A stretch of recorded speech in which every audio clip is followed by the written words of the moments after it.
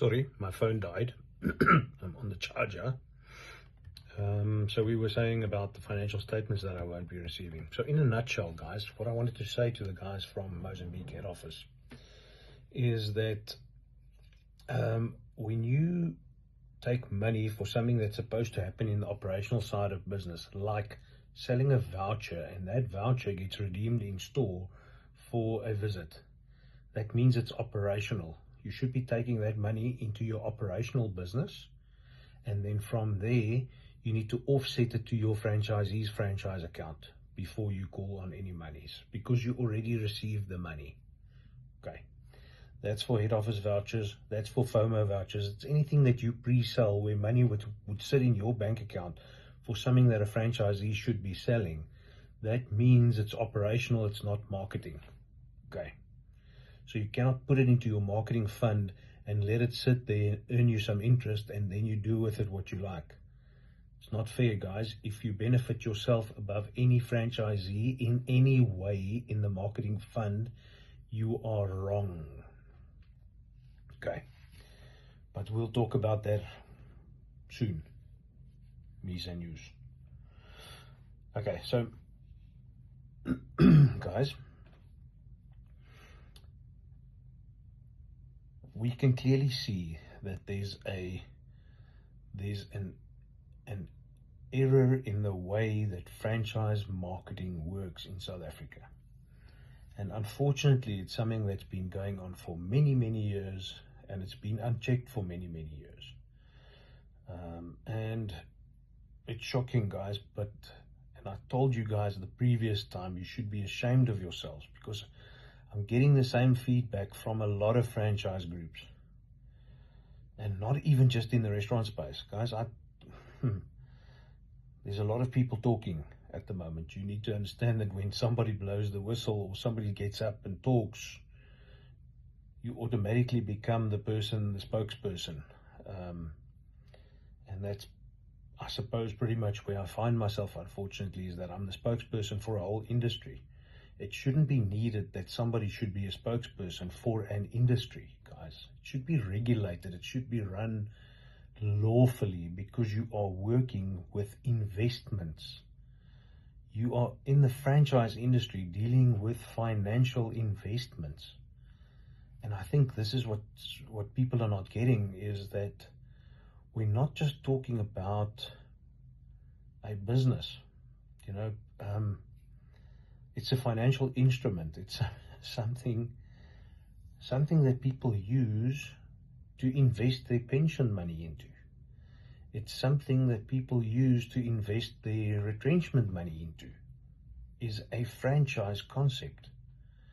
So there's going to be a little bit more talk around this I think we'll have to dabble with this in episode 6. Yeah, there's a few things that we have to look at. I have to be honest that some of the more responsible brand companies have reached out, and we are in talks of seeing what there is that we can do to improve a system for franchisees. Because ultimately, and I think this is what I'm going to close with, is, and people in Cape Town will know about this, we've got a massive problem with homeless people in Cape Town.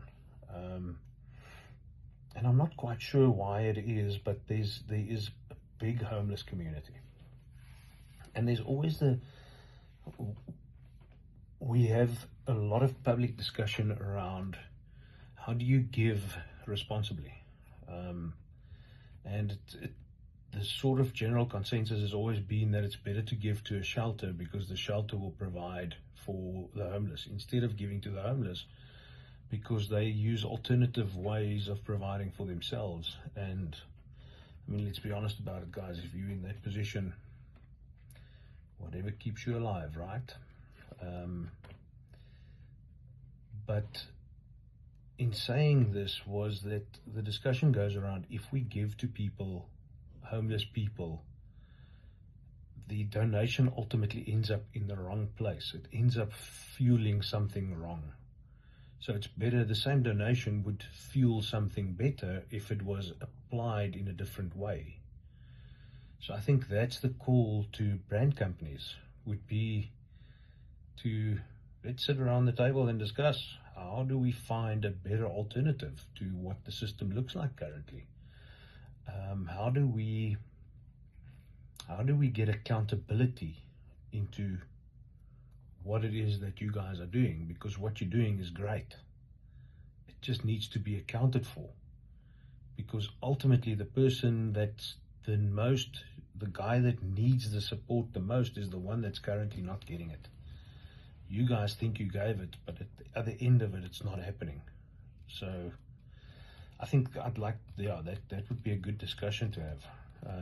And then if you're in the industry, or if you are a franchisee without a voice, do drop me a message. Girly, shout, let's see, there might be something we can help you with. You know, it's we've pounded out and hammered this thing thoroughly now. It's now we're getting to the stages where it's going to start mattering. And if you're out there and you're voiceless, call on us. Let's make it matter. Because it does. Your business, my business, every small business, franchisee, franchisor, non-franchisee, whatever it is, every business out there counts.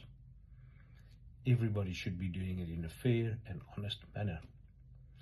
Okay, but let's in episode 6 looks ourselves to get to know some business ethics. Yeah, boy, yes. It's going to be an interesting episode. I think business ethics and a bit of law around franchising. And then I'm just going to leave this for a sleepless night. If you are a chartered accountant out there, help a man out and give me some comment. I do have a fairly in-depth knowledge of your industry. I just had a question on ethics, on business ethics.